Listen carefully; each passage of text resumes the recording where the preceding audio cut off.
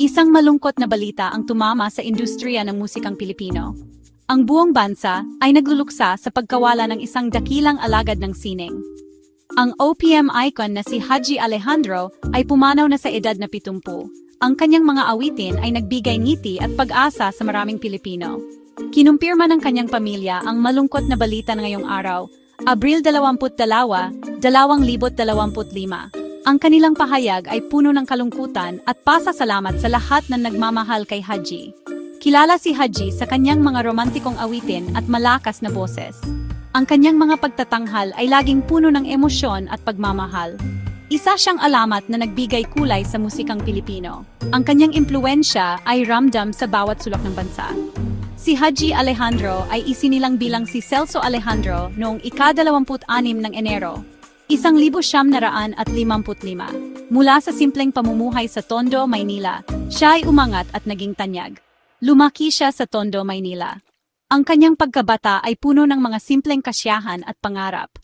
Ang kanyang talento sa pagkanta ay nahasa sa murang edad. Sa bawat pagkakataon, pinapakita niya ang kanyang husay at dedikasyon.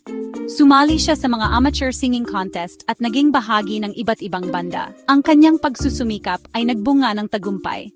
Ang kanyang karera ay umusbong noong dekada 70. Ang kanyang mga awitin ay naging bahagi ng kulturang Pilipino. Kilala siya sa kanyang mga tagahuling awitin na minahal ng marami. Ang kanyang musika ay nagbigay inspirasyon at saya sa bawat tagapakinig.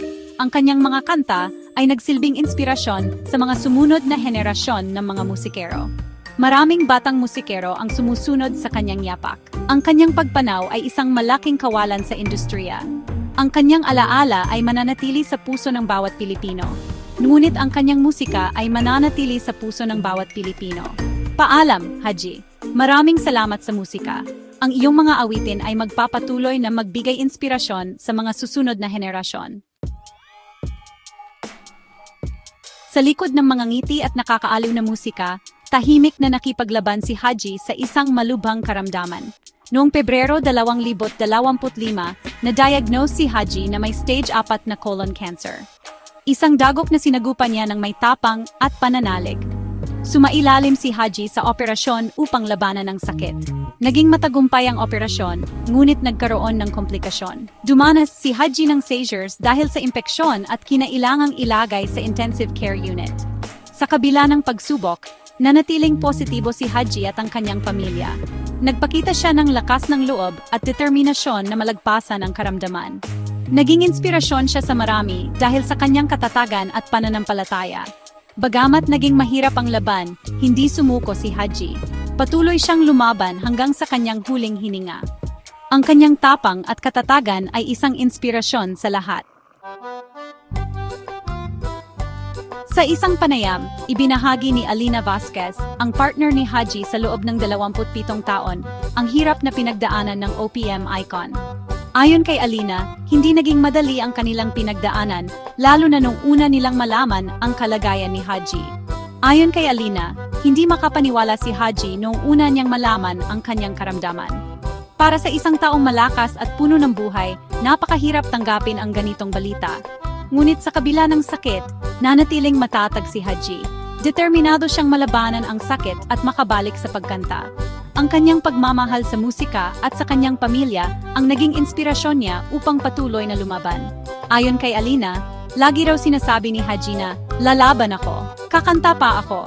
Ang mga salitang ito ay nagbigay ng lakas ng loob sa kanilang pamilya. Samantala, ibinahagi naman ng anak ni Haji na si Rachel Alejandro na maayos na ang kalagayan ng kanyang ama noong Abril 11, 2025. Ayon kay Rachel, malaking bagay ang suporta ng kanilang pamilya at mga kaibigan sa mabilis na paggaling ni Haji. Sa isang panayam, sinabi ni Rachel na nagpapagaling na si Haji sa kanilang tahanan. Ang kanilang tahanan ay naging kanlungan ng pag-asa at pagmamahal para kay Haji.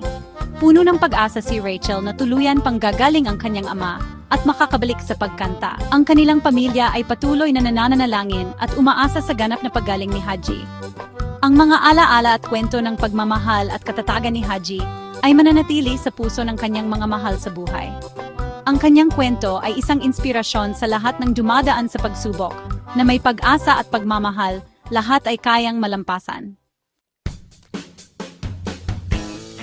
Bago pa man naging alamat si Haji Alejandro sa industriya ng musika, nakilala muna siya bilang ang kilabot ng kolehiyala noong dekada 70.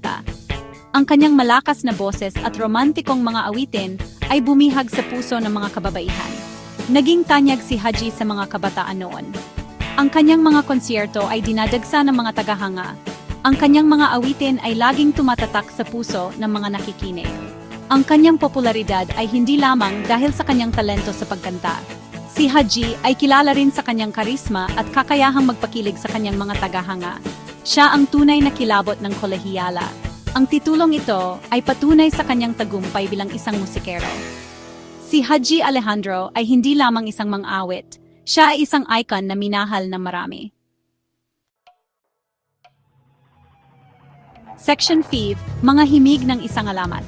Sa kabanatang ito, ating tatalakayin ang mga himig na nagbigay kulay at buhay sa musika ng Pilipinas. Si Haji Alejandro ay nagiwan ng mga awiting tumatak sa puso ng mga Pilipino. Ang kanyang boses at estilo ay nagbigay ng kakaibang damdamin sa bawat awit.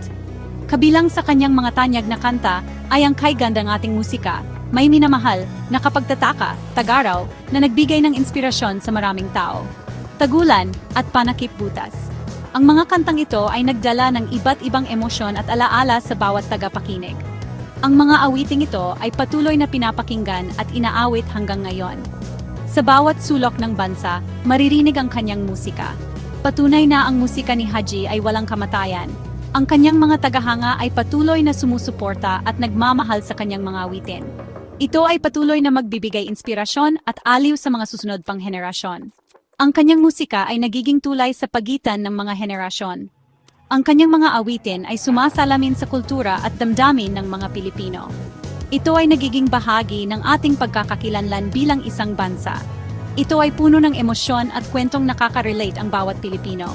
Ang bawat liriko ay may kwentong dala na nag-ugnay sa ating lahat. Dahil dito, ang musika ni Haji ay mananatiling buhay sa puso ng bawat isa. Ang kanyang mga awitin ay nagbibigay ng pag-asa at saya. Ang kanyang mga awitin ay hindi lamang basta musika. Ito ay mga kwentong nagbibigay buhay at inspirasyon. Ang bawat nota ay may kahulugan. Ito ay mga kwentong nagbibigay buhay at inspirasyon. Ang kanyang musika ay nagiging bahagi ng ating araw-araw na buhay. Ito ang pamana ni Haji Alejandro sa industriya ng musikang Pilipino. Isang pamana na magpapatuloy sa mga susunod na henerasyon. Section 6. Tagumpay sa industriya ng musika. Si Haji Alejandro ay isa sa mga itinuturing na haligi ng OPM o Original Filipino Music. Ang kanyang kontribusyon sa industriya ay hindi matatawaran. Siya ay isang inspirasyon sa mga nakababatang musikero. Isa si Haji sa mga miyembro ng OPM Hitmakers, kasama sina Ray Valera, Nonoy Zuniga, Marco Sison at ang yumaong si Rico J. Puno. Sila ang mga tinuturing na alamat ng OPM. Noong 1978, nanalo si Haji sa unang Metro Manila Popular Music Festival, Metropop, sa kantang Kay Ganda Ating Musika. Isang patunay sa kanyang talento at kahusayan bilang isang musikero. Ang kanyang tagumpay ay nagbigay daan sa pag-usbong ng OPM. Si Haji ay isa sa mga nagbigay ng pagkakakilanalan sa musikang Pilipino. Ang kanyang pamana ay mananatili sa kasaysayan ng musikang Pilipino. Section 7, Isang pamilya sa dalamhati. Nagluluksa ngayon ang pamilya, mga kaibigan, at mga tagahanga ni Haji Alejandro sa kanyang pagpanaw. Si Haji ay survived by his 4 children, Rachel, Barney, and Michelle. Isa na rito si Ali, dating miyembro ng banda na Mojafly, na anak niya sa yumaong beauty queen actress na si Rio Diaz. Sa kabila ng kalungkutan, nananatili ang pagmamahal at magagandang alaala kay Haji. Ang kanyang musika ay patuloy na magbibigay inspirasyon at aliw sa kanyang pamilya at sa lahat ng mga taong nagmamahal sa kanya. Ang pagmamahal at suporta ng kanyang pamilya ang naging sandigan ni Haji sa kanyang pakikibaka sa sakit. Ngayon, ang kanyang musika naman ang magiging lakas ng kanyang pamilya sa harap ng pagsubok. Section 8, Pamana ng isang icon. Si Haji Alejandro ay hindi lamang isang mang-awit, siya ay isang icon. Ang kanyang musika ay nagbigay inspirasyon sa maraming tao. Ang kanyang kwento ay nagbigay aral sa kahalagahan ng katatagan at pananampalataya. Ang kanyang legacy ay mananatili sa puso ng bawat Pilipino.